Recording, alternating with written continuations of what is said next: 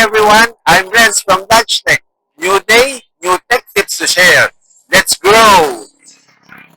So for today's video, I will demonstrate how to activate and program as well this Launch DPMS. Ang gamit po natin ngayon ay Launch X431 Pro 3S para ma-activate natin mga sensors natin. First step, hit natin yung TPMS icon. Then, click natin yung OK.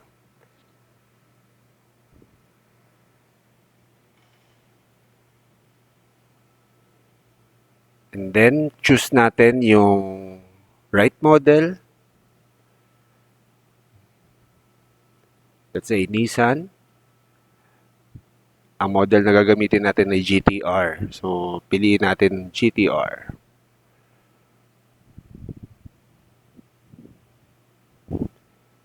And then, pipiliin natin kung ano part number ng tire pressure monitoring system na gagamitin natin. So, kailangan alam natin yung part number. Then, click OK. Click Programming. Then, check po natin kung ano instruction na sinasabi doon sa hawak nating ITPMS. Ang sabi doon ay to point doon sa ating TPMS sensor.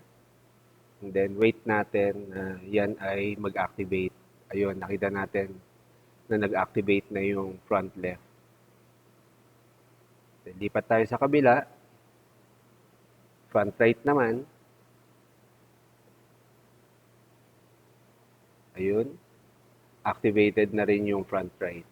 So, ganun din ang gagawin natin sa mga sumusunod na tires.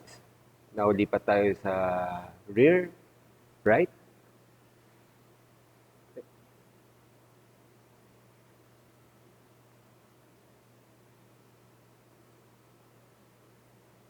Medyo matagal-tagal din kasi nga po hanapin mo kung saan niya masisense yung frequency ng sensor. So that's it. So, ayan. Medyo kailangan hanapin pa talaga. Dahil kung minsan, pag pinoint mo doon, hindi talaga agad-agad masisense yun.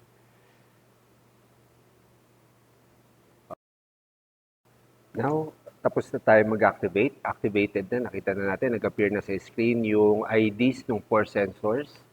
Start na po tayo mag-learning. Ito naman yung learning process. Then, basa-basa tayo ng konti. Check natin yung instruction na nakasulat dito. According sa nabasa natin instruction, so kailangan natin i-connect na yung ating VCI or yung Smart Link sa OBD port ng sasakyan.